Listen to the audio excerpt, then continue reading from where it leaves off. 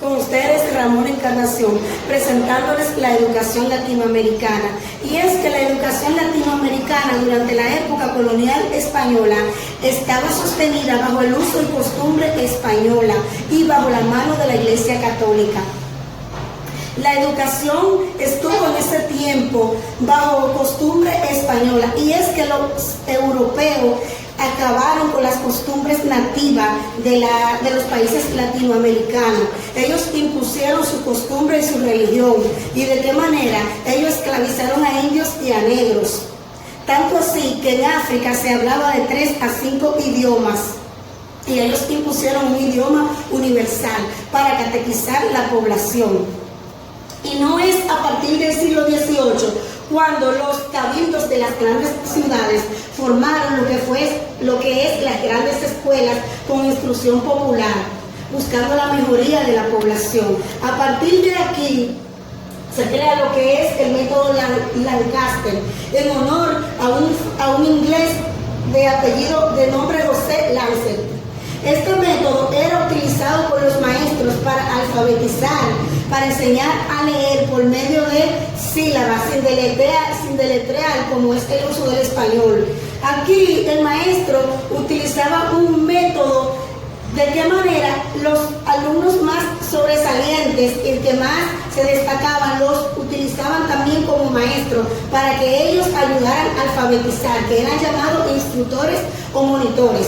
Tenían alrededor de 1000 alumnos, y es que había una escasez total de maestros, tanto así que no podían trasladarse lo de la capital hacia el campo, lo del campo hacia la capital, debido a la escasez de transporte. Entonces mandaron a buscar maestros alemanes, tanto que en Chile y en México había maestros alemanes, pero en los otros países teníamos ese método de instrucción por monitores. Y me encanta porque hoy en día también, a partir de ahí, los alumnos destacados en las universidades y en los liceos y en las escuelas son utilizados como monitores. Es decir, que este método Lancaster hasta el día de hoy ha sido efectivo para nosotros llevar el proceso de enseñanza-aprendizaje.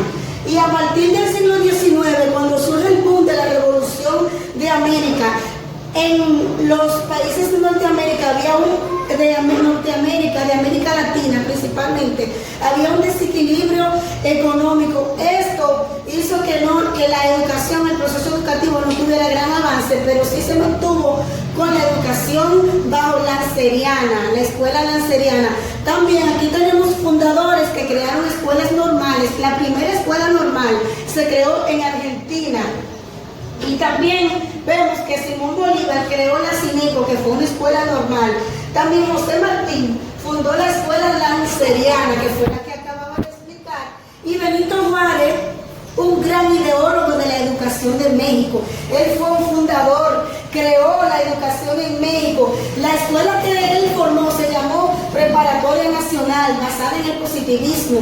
Él entendía que si la población se educaba, que si se educaban los pueblos podían crecer económicamente y que podían erradicar la tiranía y la violencia. Por eso fue un gran ideólogo de la educación de América Latina. También tenemos que las universidades secundarias comprendían los títulos de bachiller de 4 años a 6 años. Las grandes universidades que se fundaron en este tiempo fue la Universidad Autónoma de Santo Domingo. También se fundó la Universidad de Lima y también se fundó la Universidad de México. Se debatían quién fue primero, quién fue la otra, pero en realidad la primera universidad fue la Universidad Autónoma de Santo Domingo, nuestra universidad, porque allí impartían clase los monjes españoles. Allí se daba clase basada en lo que era la Iglesia Católica por el ideólogo Santo Tomás de Aquino. Entonces la educación latinoamericana al principio, como les decía, estuvo basada en la costumbre española. Pero ¿qué hizo el cambio? La escuela lanceriana, donde se alfabetizaba a los niños con diferentes idiomas, una escuela liberal, una escuela que permitía a la población pobre, a la población del campo, a escribir, a leer, y se le enseñaba lo que era el lenguaje universal. Muchas gracias. Estuvo con ustedes Ramón Encarnación. Buenas tardes, mi nombre es Yolanda Sena y a continuación de mi compañera estaré exponiendo sobre algunas biografías. Domingo Faustino Sarmiento, 1811-1888. Sarmiento ingresó al Colegio de Ciencias Morales en Buenos Aires en 1833 y trabajó de asistente en las oficinas de topografía en San Juan. Ascendió de maestro rural a primer presidente civil de Argentina. Fue director de la primera escuela normal de Sudamérica en Chile de 1842, donde comenzó a predicar su convención para toda la vida. La escuela pública es el camino más seguro para el progreso de todos los pueblos. En 1845 el gobierno chileno envió a Sarmiento a Europa y Estados Unidos para estudiar, para tener una mejor educación sobre sus programas y métodos. Sarmiento inició su aporte a la educación en los inicios de la formación profesional del maestro. Creó las escuelas normales anexas de los colegios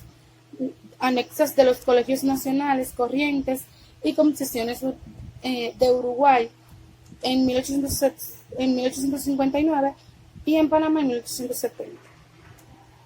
También fundó el Colegio Militar, la Escuela Naval, la Arboricultura, la Agronomía y más tarde creó escuelas en varias provincias. Incorporó de Europa gabinetes de ciencias y coleccionó historia natural.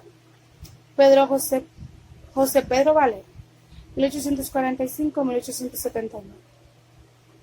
Fue un sociólogo, periodista y político en 1867.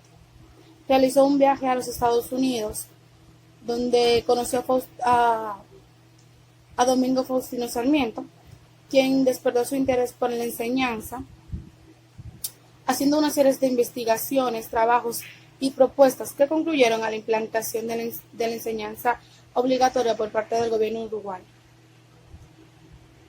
Creó la Sociedad de Amigos de la Educación Popular en 1868. Fundó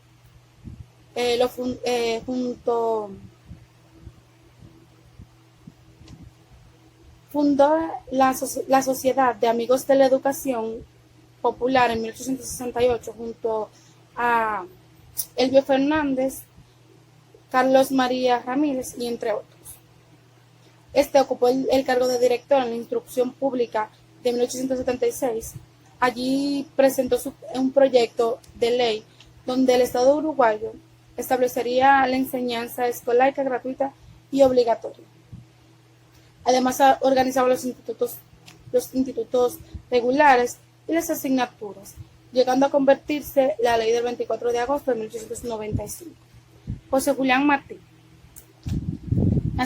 nació en Habanas, Cuba. Fue poeta, escritor, periodista y educador. Se hizo conocido en los pueblos se hizo conocido en los pueblos hispanos por su escrito para los niños. Era un anticolonialista radical y presidente cubano. Martí era un profesor que creía profundamente en el poder y la importancia de la libertad. Creía que un gobierno que desee servir a sus ciudadanos debe mostrarlo con la importancia que le daba la educación de su pueblo. Para Martí tenía 4 aspectos de la educación, cuál de ellos enumerado decía: el número 1, la educación debe ser laica, no religiosa. Número 2, la educación debe ser científica y técnica. Número 3, la educación debería ser una preparación para la vida. Y por último, el número 4, la educación debería tener un contenido nacional. Hasta aquí mi participación. Buenas tardes, mi nombre es Cristina Rodríguez y hoy voy a conversar con ustedes lo que es la educación en nuestra República Dominicana. Es un tema muy importante para todos y espero que le guste mucho y que le presten mucha atención. En la sociedad taína no existieron instituciones educativas de educación formal y en 1502 los frailes de la Orden de los Franciscanos fundaron en la villa de Santo Domingo, podríamos decir, la primera institución de educación formal.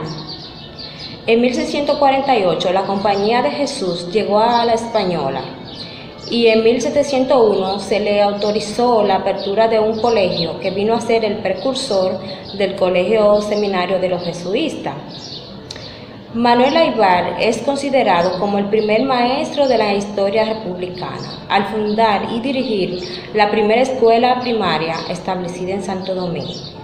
Funcionó en su hogar y sirvió fundamentalmente para los hijos de los militares patriotas y familiares pobres. Luego de la proclamada independencia nacional el 27 de febrero de 1844, se aprobó la primera legislación educativa, el 13 de mayo de 1845, que creó la escuela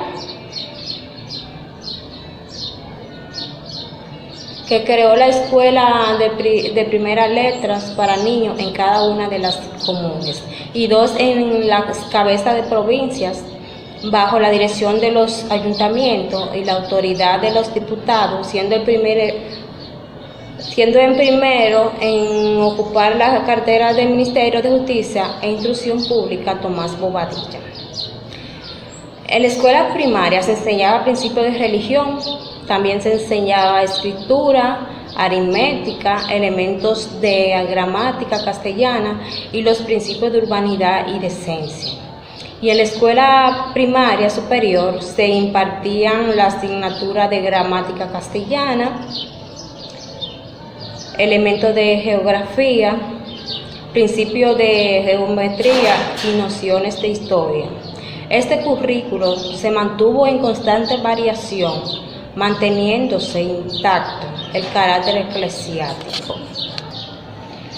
El reglamento de ley de 1845 se aprobó el 27 de junio de 1845, donde se establecían diversas normas, entre las que citó el estrato o asiento del maestro. Se figura en la testera del salón a que corresponda a la entrada de los alumnos, con el objeto de que se inspeccione su estado de limpieza y aseo, estando obligado no solo a presentarse con la debida decencia, sino también que lleve las uñas cortadas y la cara bañada y las manos limpias. En cuanto a los métodos de enseñanza, estos eran fijados por el Secretario de Justicia e Instrucción Pública. La educación se encontraba bajo la supervisión directa de los ayuntamientos y al Diputación Provisional, quienes elaboraban el reglamento para que el ministro secretario de Estado de Instrucción Pública lo sancionara. El puesto de preceptor o maestro se obtenía mediante concurso de oposición, previa recomendación del alcalde de la provincia, el gobernador político de la provincia y del procurador fiscal del distrito judicial. En cuanto a la admisión de los estudiantes, estos debían haber cumplido 6 años de edad para presentar un billete al jefe político de la cabeza de provincia y del ayuntamiento en las comunes, además de presentar un certificado de vacunación. Eso quiere decir que tenían que estar vacunados los estudiantes para ingresar a la escuela. La ley del 27 de junio de 1846 se organizó un Consejo General de Institución Pública, compuesto por un director, 4 miembros nombrados por el Poder Ejecutivo. Dicho consejo será presidido por el ministro de Justicia e Instrucción Pública. Conocida, por cierto, unos de sus poemas más destacados son La Ruina, A mi Pedro, Padre Mío, a los dominicanos, entre otros. Esta mujer no solamente fue una poetisa, sino que instituyó el primer instituto de señoritas en nuestro país. Este instituto fue instituido el 3 de noviembre de 1881 y fue el 17 de abril del 1887 cuando realizó su primera graduación, donde se graduaron 13 mujeres. Cabe destacar que cuando se graduaban las mujeres en este instituto tenían que pasar a realizar unos estudios y la tesis en la escuela normales. ¿Cuáles eran esas escuelas normales? Más adelante yo le voy a abundar sobre las escuelas normales, pero ahí iban solamente hombres, pero crearon lo que era el Instituto de Señoritas. Tenemos también a Félix Evaristo Mejía, que es este hombre. Él nació en el año 1886, se graduó de maestro en la escuela normal. Ahí mismo sustituyó la dirección de Hosto en la escuela normal en 1884, perdón. Fue intendente general de la educación debido a que él se familiarizaba mucho con lo que era la historia. Él fue estudiante, cabe destacar, de Eugenio María de Hostos. Él siguió sus pasos, fue educador y escritor dominicano. También este hombre tuvo un hijo que fue escritor también, se llamaba Gustavo Mejías. Este hombre también fue un escritor dominicano. Aquí les tengo también a Ercilia Pepín. Ercilia Pepín nació en Santiago de los Caballeros, fue hija de José Pepín y de Elmira Estrella. Esta mujer, a pesar de su orfandad, se le dificultó su asistencia a la escuela, pero esto no fue un obstáculo para que esta mujer, solamente teniendo 14 años, dirigiera el instituto, dirigiera la escuela de niñas de Nivaje. Esta mujer fue una luchadora, ella se autoeducó, no importando los obstáculos. Un gran ejemplo para nosotras las mujeres. Ella fue la que estableció el desayuno escolar. También instruía a darle valor a lo que era el himno nacional. Y no solamente esto, esta mujer fue quien formó lo que era el uniforme. Ella fue quien impuso el uniforme en los uniformes escolares.